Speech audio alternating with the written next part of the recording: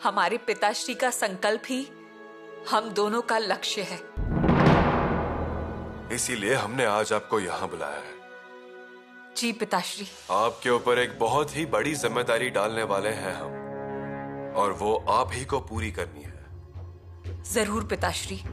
कर्तव्य कठिन है, कोई दिक्कत नहीं, उसे कुशलता से पूरा करें। कौन सी जिम्मेदारी? हम शब्द नहीं कह सकते, लेकिन फिर भी कहेंगे। बताइए। ये सुबह शंभू राजा दक्षिण के अभियान के लिए नहीं जा सकते। ये कोई फूल नहीं, अंगार है। ये कैसे नहीं पता महाराज को? रानी मां कहती थी कि आपके आंचल में अंगार है। आपका आंचल जलना नहीं चाहिए और अंगार भी ठंडा नहीं पड़ना चाहिए।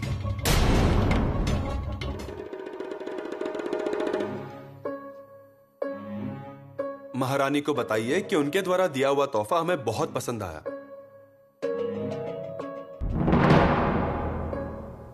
युवराज, या फिर हम ही उन्हें बता देते हैं, जब उनका आशीर्वाद लेने उन्हें महल जाएंगे तब। और हां,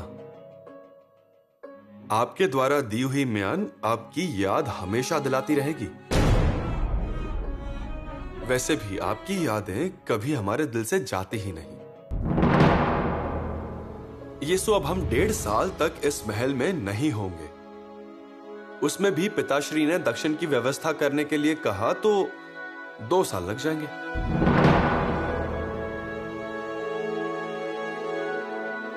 आपको ज्यादा याद तो नहीं आएगी?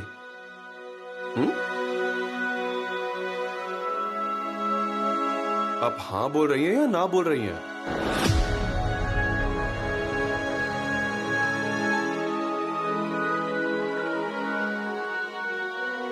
शंभू राजा, आप अपनी इतनी अच्छी खूबसूरत बीवी को रुला रहे हैं। यह अच्छी बात है क्या? आप मुहिम पर जा रहे हैं इसलिए रोना आ रहा है, पर रोना नहीं है। मन में बहुत तकलीफ हो रही है, लेकिन चेहरे पर हंसी रखनी है। शंभू राजा, धीरज दीजिए अपनी बीवी को, नहीं तो आपकी यादों में रोती रहेंगी। युवराज। जय जय जय जय जय जयकार, छत्रपति की जय जयकार। हाथ लिए हुए तलवार में धार तेज कर दी है। बेटा निकला पिता के साथ, ना रहे खुशियों का कोई ठिकाना। शिव शंभू की जोड़ी मर्दाना, हो जाए 10 दिशाओं में हाहाकार। जय जय जय जय जय जयकार, छत्रपति जी की जय जयकार। सरसेनापति। प्रणाम महाराज जी। बोलिए। फौज आपके आदेश की प्रतीक्षा कर रही है। हम जल्द ही आदेश देंगे, लेकिन अब फौज पर से आपकी पकड़ ढीली मत होने दीजिए। इस बार फौज शंभू राजा जी के आदेश का पालन करेगी, तो आप फौज की सारी जिम्मेदारी उन्हीं के हाथों सौंप दीजिए। ये सारी जिम्मेदारी अब आप अपने हाथों में लीजिए। लेकिन ऐसा कैसे? शंभू राजा जी नेतृत्व कर रहे हैं। नहीं, नेतृत्व हम करेंगे और फौज में आगे आप होंगे। और शंभू राजा जी? इस मुहिम में शंभू राजा हमारे साथ नहीं होंगे। नहीं होंगे? वो यहीं किले पर ही रहेंगे।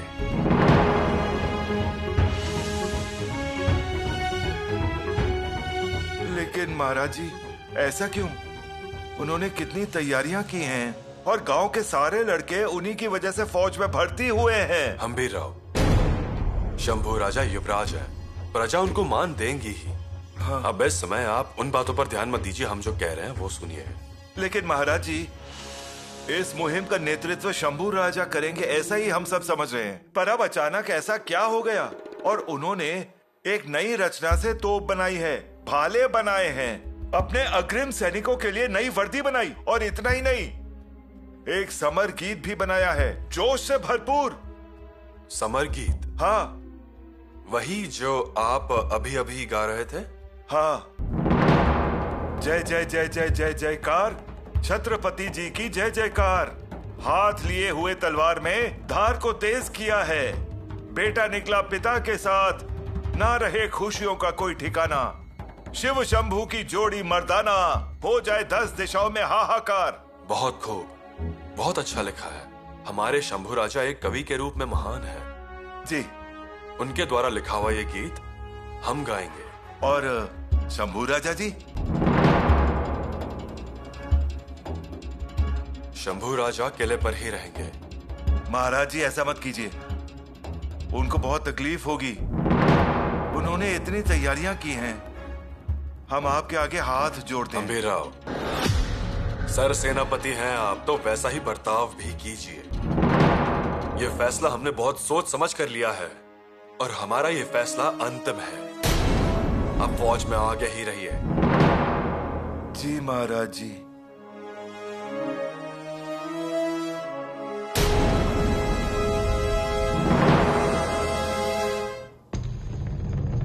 माताश्री,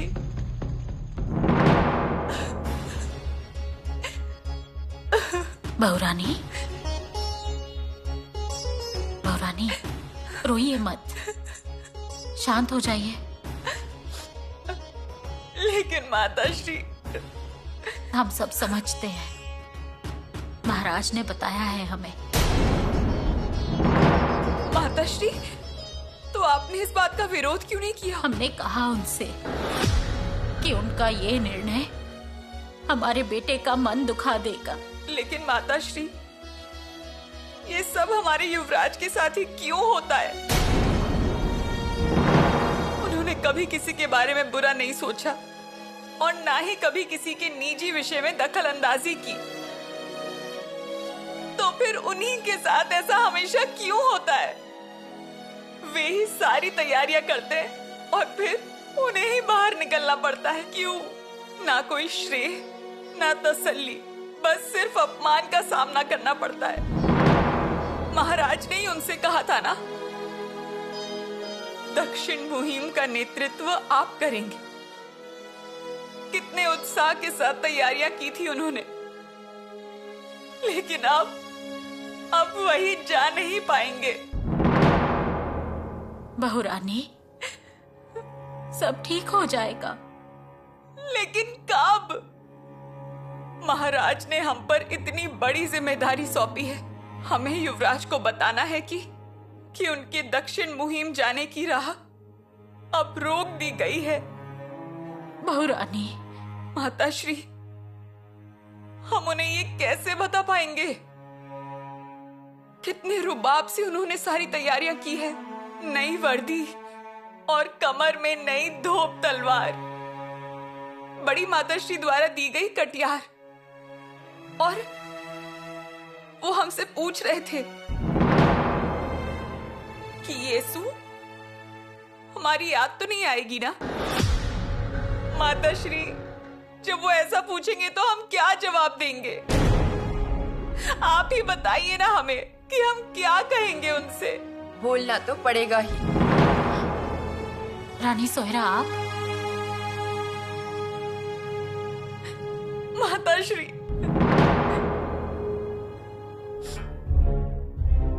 महाराज का आदेश है तो पालन करना ही होगा। माताश्री, मतलब आपको सब मालूम है? अब भी महाराज हमारे साथ पहेलियों में बात कर रहे थे, लेकिन ऐसा क्यों, इस बात की वजह अब समझ में आया। माताश्री, सच में ये बहुत मुश्किल कार्य है आपके लिए।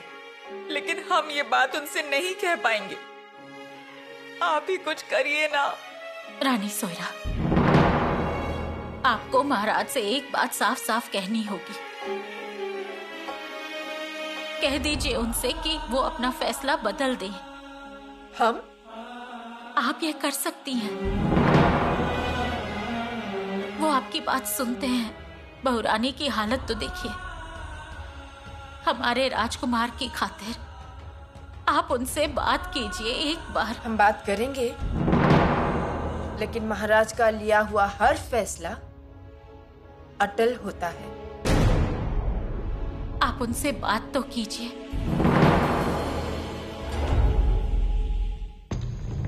अजी युवराज, चलिए ना। कहाँ थे आप इतनी देर से? घोड़े को नहला रहा था, उसे गंगा सागर ले गया था। उसे देखने के लिए बहुत भीड़ थी। उसके कान, खुर, पूंछ साफ कर दी। ऐसा घोड़ा नहलाया है कि देखते ही नजर लग जाए। आप आगे बढ़िए जी। गुलाल लेके जाइए और साथ में ताशा और सनाए भी ले जाइए। ताशा, सने, गुलाल क्यों? हमारे घोड़े की पूजा करनी है। इसके अलावा मुहिम पर जाने से पहले उसे भगवान का आशीर्वाद दिलवाना है। चलिए। युवराज, आपसे कुछ बात करनी थी। कुछ भी मत कहिए। आप मालकिन हैं इस घोड़े की, उसकी पूजा के लिए आपको आना ही है। युवराज, आप इन्हें लेकर आइए, मैं आगे चलता हूँ। और जल्दी आइए। चलिए। रुकिए, हमें कुछ बात करनी है आपसे। बाद में बताइएगा। हम मुहिम पर जा रहे हैं, इसलिए कितनी मेहनत कर रही हैं आप। हमें म्यान दी, पेटियों में हमारे पसंद के खाने की चीजें रखी, कल हमें उपटन लगाया और स्नान भी करवाया, और इसके अलावा हर रोज हमारी नजर उतार रही हमें है। वही बताना है आपको। दक्षिण मुहिम, दक्षिण में जिसके पीठ पर बैठकर हम जीतने वाले हैं, उसकी पूजा करने के लिए आप नहीं आएंगी? चलिए, भगवान के द्वार पर आपके हाथों से गुलाल लगाइए उसे। समझदार है हमारा घोड़ा, उसे भी अच्छा लगेगा। वो तो है, लेकिन हम क्या बोल रहे कुछ थे मत कि... कहिए। चलिए, घोड़े की नाल भगवान के द्वार को छू ले, इतना ही काफी है। और हाँ, भगवान के द्वार पर ही उसे कुछ मीठा खिला दीजिए, यानी कि आपको रोज हमारे जीत की खबरें आती रहेंगी। हम उसे घोड़ा कहते हैं, लेकिन पिताश्री क्या कहते हैं पता है? स्वराज्य लक्ष्मी। वो बलवान होना चाहिए, मजबूत होना चाहिए, और सबसे महत्वपूर्ण, वो खुश होना चाहिए। वो खुश होगा तो मुहिम सफल होगी ही। आइए।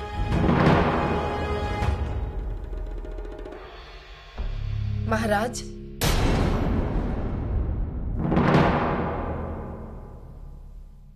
आइए रानी जी। आपको बिना बताए अंदर आ गए। कोई बात नहीं। ये आवाज कहां से आ रही है? सनाई ताशे की? कहीं शुभ कार्य हो रहा है क्या? शंभू राजा के घोड़े को देव दर्शन के लिए लेके जा रहे हैं। ज्योत्या जी, विथो जी, अंतो जी और खुद शंभू राजा।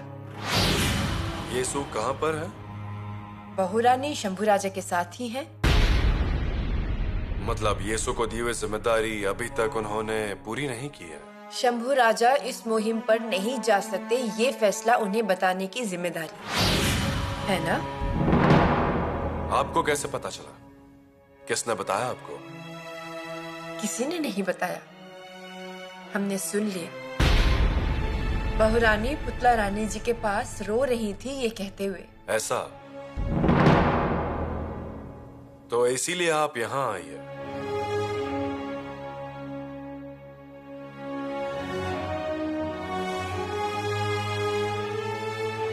माफ कीजिए महाराज, परंतु हमें आपका ये फैसला मंजूर नहीं। आपके इस फैसले से शंभू राजा के मन की भावनाओं को ठेस पहुंच सकती है। पिछले कुछ महीनों से उन्होंने मुहिम की पूरी तैयारी की है।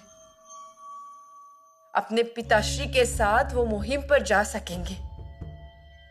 यही भावना उनके लिए सबसे ज्यादा महत्वपूर्ण थी, और आप उनको ही अनदेखा कर रहे हैं।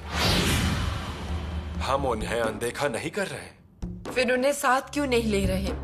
रानी जी, हम आपको सब बातें अभी नहीं बता सकते हैं,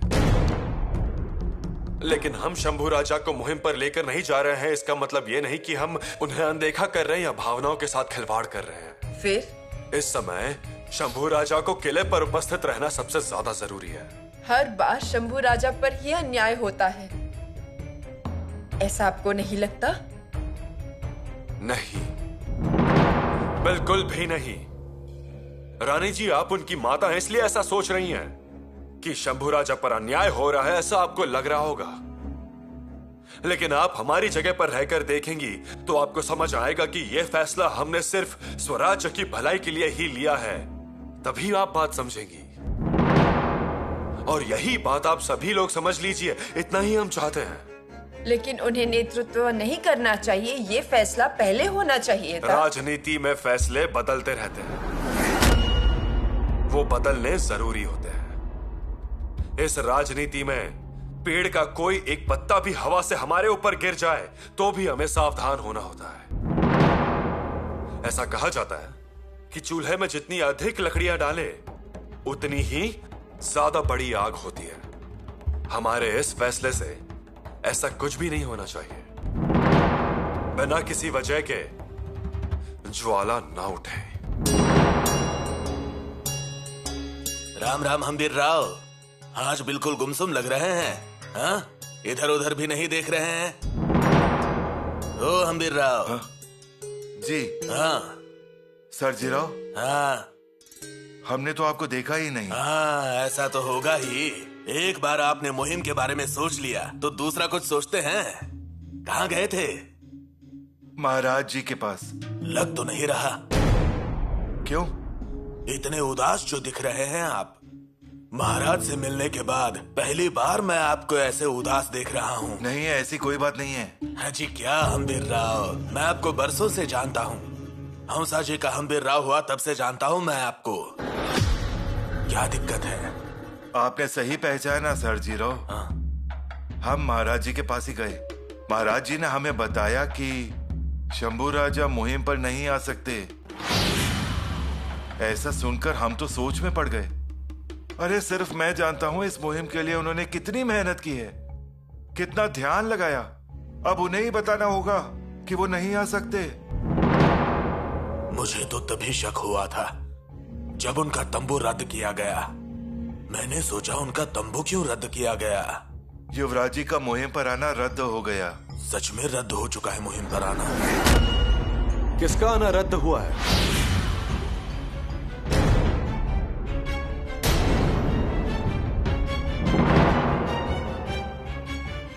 किसका आना रद्द हुआ है? किसका? किसी का नहीं। अभी आपने कहा ना कि किसी का आना रद्द हुआ है। ऐसा ही कहा ना इन्होंने। वो मेरा छोटा बेटा है ना, अब उसका आना रद्द हुआ है। उनकी इच्छा हो तो आने दीजिए उन्हें। नौजवान लोग तो मुहिम में सबसे आगे होने चाहिए। घर में बैठे रहे तो उन्हें व्यवहारिक ज्ञान कैसे मिलेगा? सही कहा ना हम्बीर मामा? जी हाँ। अब हमें ही देख लीजिए। पिताश्री ने हम पर मुहिम के नेतृत्व की जिम्मेदारी सौंपी है। मुहिम के नेतृत्व की जिम्मेदारी। सर्जीराव चाचा, पिताश्री जितना अपना भी मन कठोर कर लीजिए और बुला लीजिए उन्हें। हम उन्हें अपने दल में रखेंगे। हाँ। मुहिम के समय अपने अंदर की ज्वाला अंदर नहीं दबानी चाहिए, रण मैदान में उतारनी चाहिए। तभी मैदान में जंग होती है और शत्रु को हम हरा सकते हैं। बुला लीजिए उन्हें।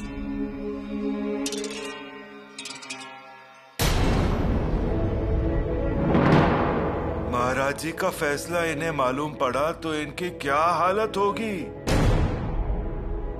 जब सुनेंगे तो आग बबूला हो जाएंगे।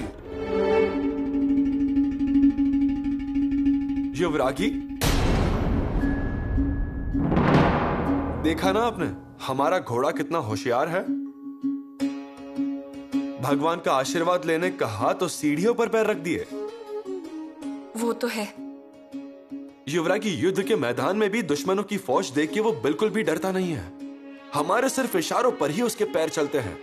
दुश्मन कौन है, उसका निशाना कहां है, इन सब बातों की जानकारी है उसे।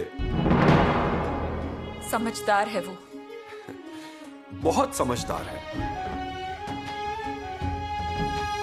आप ही की तरह अपनी सारी खूबियों को खुद में समा लिया है उसने। यीशु उसे सुबह ही युद्ध का पोशाक पहनाते हैं, पाखरियां पहनाते हैं। ये कौन सा कागज है आपके हाथों में? सिक्का लगाना है किसी पर? नहीं, आपके कक्ष में मिला हमें। श्लोक तो पढ़ लिया लेकिन अर्थ समझ नहीं आया हमें।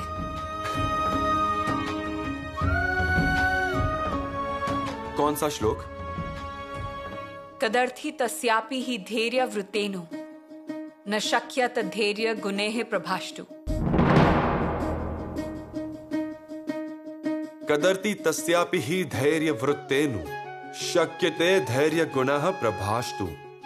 अधोमुखस्य अपि कृतस्य वहिनतिः शिखायान्ति कदाचिदेव। हाँ, शिखायान्ति कदाचिदेव। इसका अर्थ क्या होता है? इसका अर्थ है कि विपरीत परिस्थितियों में भी जिसका धैर्य डगमगाता नहीं है, जो मनुष्य धैर्य रखता है, उसका धैर्य कोई भी नष्ट नहीं कर सकता। जैसे कि अग्नि ज्वाला नीचे जाए इसलिए मशाल का मुंह नीचे कर दिया जाता है, लेकिन फिर भी अग्नि का ज्वाला तो ऊपर ही जाता रहता है। देखा कितना अर्थपूर्ण है ये।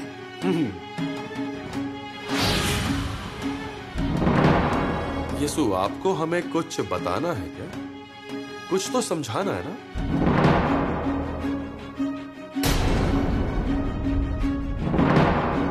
यीशु, आप सुबह से हमारे इर्द गिर्द घूम रही हैं। कुछ अलग बात कहने की कोशिश कर रही हैं। जो भी आप बताना चाहती हैं वो सीधे सीधे बताइए।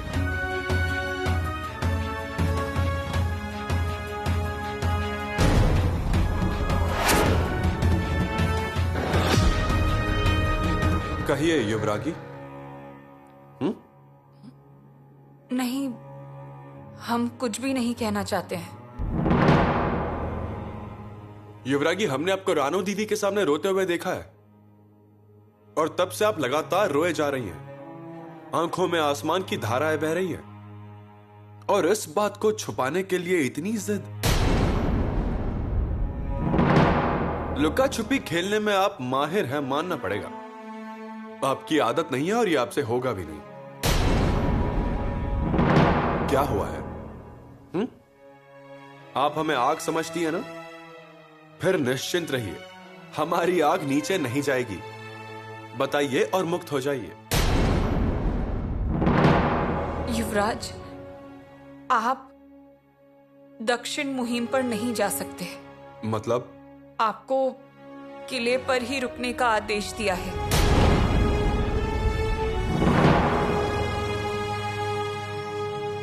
हम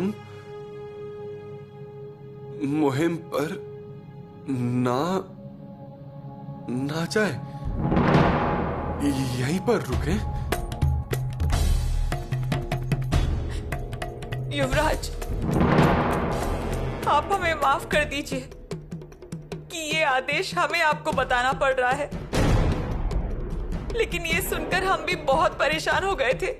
नहीं, पिताश्री ने ऐसे कैसे आदेश दिए? यीशु रानी, आपको सुनने में गलती हुई होगी। पिताश्री ने कुछ और कहा होगा और आपने कुछ और सुन लिया होगा। युवराज, नहीं, हम पिताश्री से मिलने चाहते हैं। युवराज, आपको नहीं जाना चाहिए। पिताश्री को बहुत तकलीफ होगी।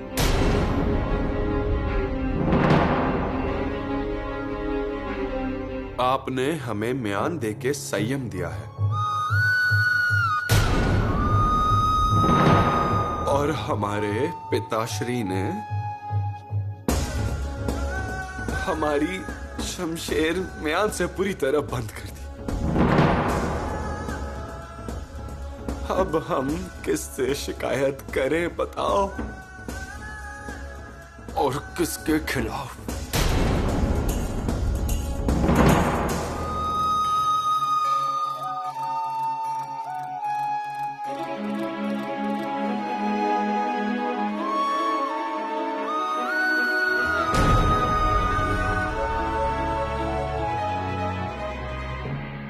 सैरानी जी,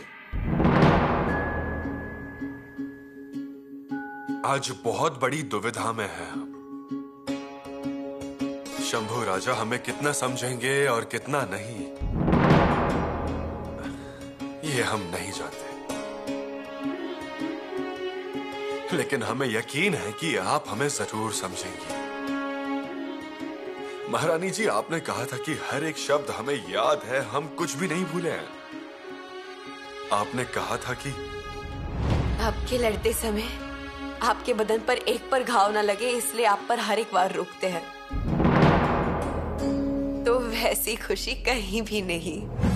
सही, अपने शंभू राजा भी बिल्कुल वैसे ही हैं। वो हमसे इतना प्यार करते हैं कि हमारा एक भी शब्द नकारते नहीं। हमारी खुशी के लिए कितना संघर्ष कर रहे हैं वो।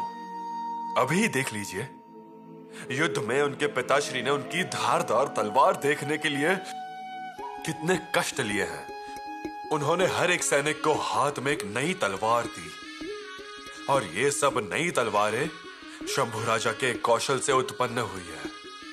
और हमने शंभू राजा के हाथ से तलवार ले ली।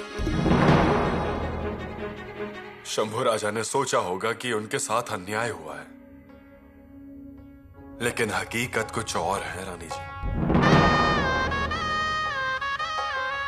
सही, आज हम बहुत बड़ी दुविधा में हैं।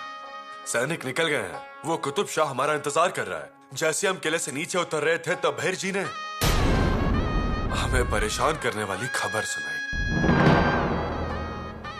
आपके शंभू राजा की जान खतरे में है। हमें फिर से कठिन परीक्षा लेने की आवश्यकता नहीं है। अगर हम ये बात अभी शंभू राजा को बताएंगे तो वो किले पर उथल पुथल मचाएंगे, किसी की भी सुनेंगे नहीं, रौद्र रूप धारण कर लेंगे, और फिर उन्हें संभालना मुश्किल है। हम उन्हें सबसे आगे ले जाते, लेकिन वहां पर भी उनकी जान को खतरा है। सही, मूल रूप से यह स्वराज्य खड़ा हुआ है, हम छत्रपति बने, तब कई लोगों को यह बात पसंद नहीं आई। हमारा बहुत विरोध हुआ, पर हमने इसे बदल दिया। तो अब ये सब लोग शंभू राजा पर आक्रमण करेंगे। वो हमें किसी भी तरह कमजोर करने की कोशिश करेंगे। मान लीजिए कल शंभू राजा की जान को कुछ हुआ तो हमारा क्या होगा? हमारे स्वराज्य को संभालने की हिम्मत किसी और में है? नहीं। रानी मां ने शंभू राजा को कला में, विद्या में, विज्ञान, शस्त्र सब में निपुण बनाया। वो किस लिए?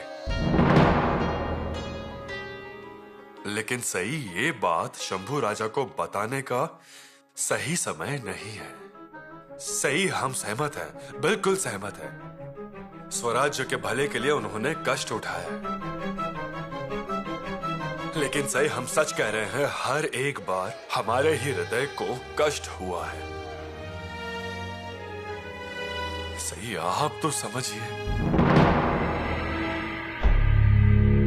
मामा जी, ये सारे नक्शे हैं। हमने इसे दक्षिण मुहिम के लिए खास बनाए थे। जगह, दिशाएं, पहाड़, नदियां, झील, कंठ, इन सब की पूरी जानकारी है इसमें। वाह। और ये हमारे सैनिकों की सुरक्षित मार्ग। इस मार्ग से अगर सेना जाती है तो कोई दिक्कत नहीं आएगी। हमारे अनुमान के अनुसार कोपड़ किले के आसपास पहली लड़ाई लड़ी जाएगी।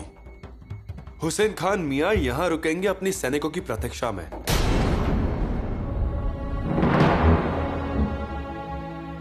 ये खोपड़ किले के अंदर का नक्शा है। किले की रचना कैसी है ये देखकर आपको मालूम पड़ जाएगा। ये तो खोपड़ के किले का नक्शा है। कब प्राप्त किया आपने? प्राप्त किया। अब ये सब आपके पास रखिए। बहुत सारे विवरण हैं इसमें। शंभू राजा जी, आपने युद्ध के लिए कितनी तैयारियां की हैं? ये तैयारी आपके लिए उपयोगी होगी। मामा जी, जीत के ही आइएगा। युवराज जी, आपकी शुभेच्छाएं मन को चुभने वाली भी लगती हैं और सुनने में भी बहुत अच्छी लगती हैं, लेकिन हमें बहुत बुरा लग रहा है। आपके बारे में सोच सोच कर दिल को तकलीफ हो रही है। उसका क्या? बहुत बहुत बहुत बुरा हुआ, बहुत बुरा। ऐसा बिल्कुल मत सोचिए। पिताश्री ने फैसला लिया, मतलब इसे पहले से सोच समझ कर लिया होगा, इसमें कोई संदेह नहीं। लेकिन युवराज जी, आपने क्या कम मेहनत की है? कितनी भागदौड़ की है, कितनी ठोकरें खाई हैं। ठोकर कौन खा रहा है मामा जी? स्वराज्य का हर एक आदमी ठोकर खाता है। आपने ठोकर नहीं खाई? पिताश्री तो आज भी ठोकर खा रहे हैं। ये सब कुछ सच है, लेकिन और हम साथी तो हैं मामा जी। किले पर विजयी सेना द्वारा उड़ाई गई धूल को हम रायगढ़ की मीनार पर खड़े होकर देखेंगे। बहुत ही बड़ा दिल है आपका युवराज जी।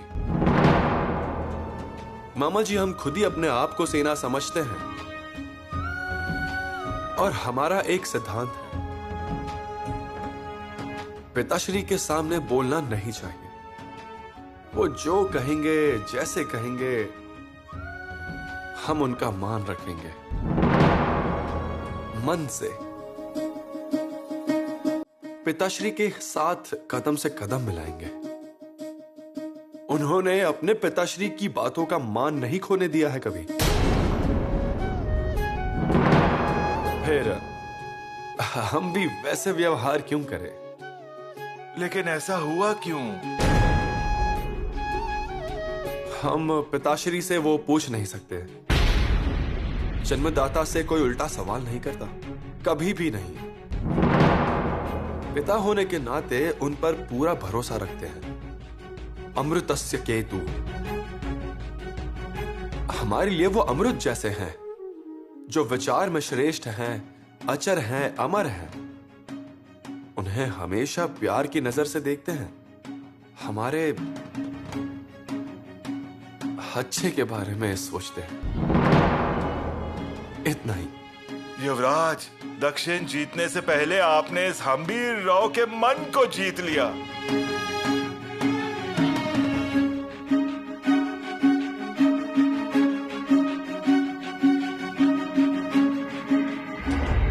माँ भवानी, जिन्होंने आपके दिए को हमेशा विश्वास के साथ जलाया, आज आपने उन्हीं को कष्ट दे दिया। क्या आपको कोई और दिखाई नहीं देता? युवराज ही दिखते हैं क्या? खुशी का जरा सा गुलाल भी आप उनके ऊपर गिरने नहीं देती, ऐसा क्यों? आप क्या करेंगे युवराज? कैसी हालत हो गई है उनकी।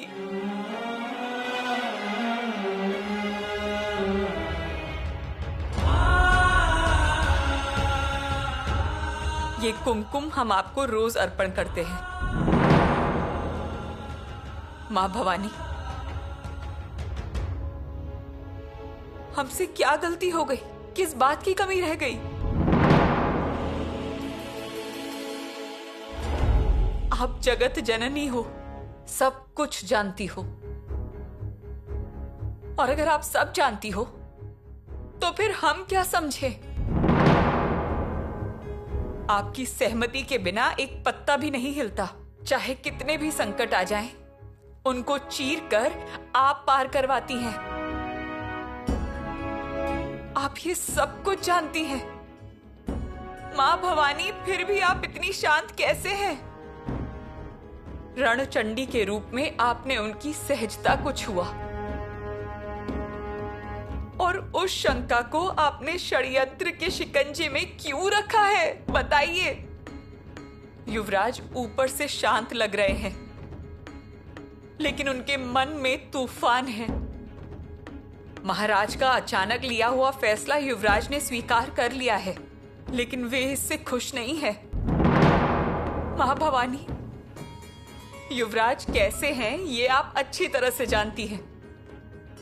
तो फिर भी आप ऐसा क्यों कर रही हैं? और किस लिए?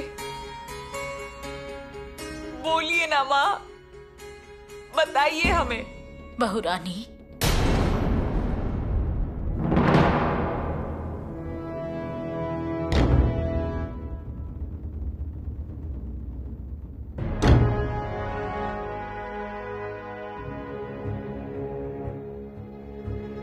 वो जो शब्द बोलती हैं वो सुनाई नहीं देते। वो एक अदृश्य शक्ति है बस। वो सब कुछ देख सकती है, समझ सकती है, पता चलता है। सब ठीक करके ही मानेंगी वो। उनकी कृपा पर कायम है ये स्वराज्य। वही इसे संभालेंगी भी, और ये स्वराज्य चलाने वालों को रास्ता भी वही दिखाएंगी।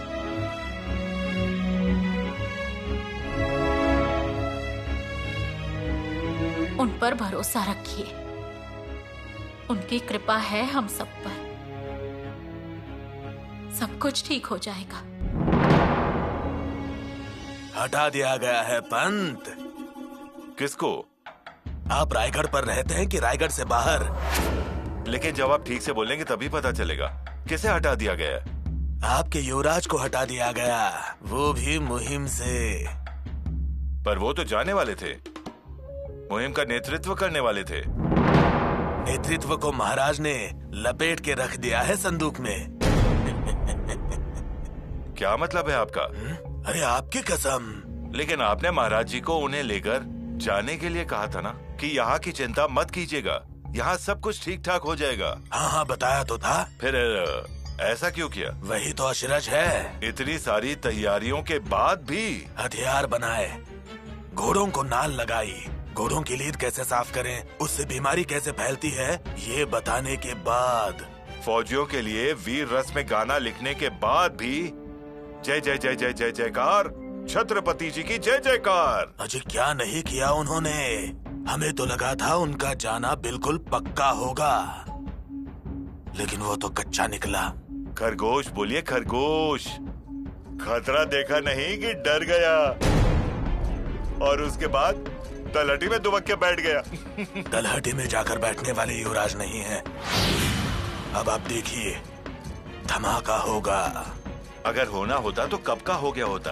बत्ती में आग लग चुकी है, आग आगे बढ़ रही है। जैसे ही बारूद तक पहुंचेगी, धमाका होगा। अजी वो सुनने वालों में से नहीं है, वो जिद्दी है, हार नहीं मानेंगे वो। ऐसा है अन्नाजी पंजी, मैं आपकी तरह झूठी उम्मीदें लगाकर नहीं बैठा हूँ। मेरा मतलब है वही असली जहरीला सांप है, लेकिन उसके पास दांत ही नहीं है। फिर उसके फुनकार से कौन डरेगा? आपको लगता है शंभू राजा की ये हालत हुई है? हाँ। नहीं, अजी 4 हाथ करीब जाने की किसी की हिम्मत नहीं है। वो दांत निकालने देंगे? जरा रुकिए, आप जल्द ही सुन पाएंगे शंभू राजा का धमाका।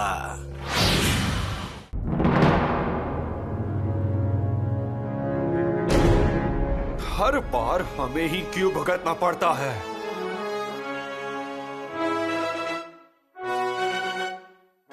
आगरा में कारावास,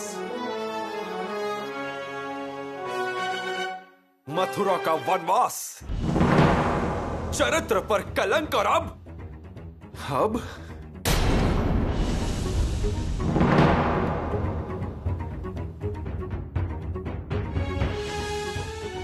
दक्षिण दिग्विजय से आराम दिया गया है हमें। ये उपेक्षा की ज्वालाएं हमारे माथे पर ही क्यों आती है?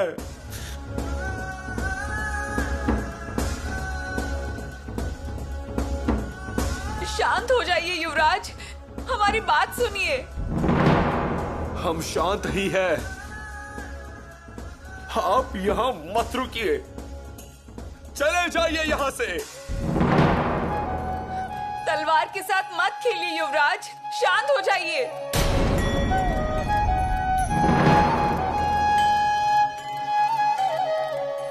सही बात है, क्यों घुमा रहे हैं हम ये तलवार? जब हम इस तलवार के लायक ही नहीं तो हमने ये तलवार क्यों पकड़ी है? हाथों में तलवार पकड़कर हमने गुनाह किया है, गुनाह।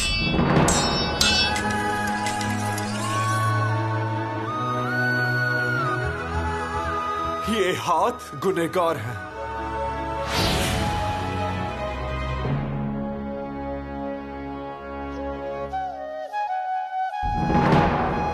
गुनाह हाथ का तो सजा भी हाथ को ही।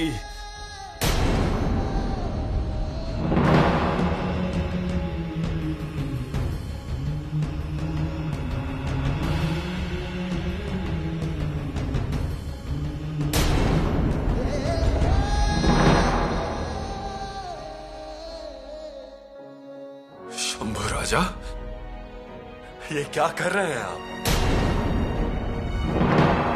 शंभू राजा के रूप में नहीं, युवराज के रूप में नहीं, एक सैनिक के रूप में हमें भी लेकर चलिए पिताश्री। ना मत कहिए ना पिताश्री, हमें अपने साथ ले चलिए। ना मत कहिए पिताश्री।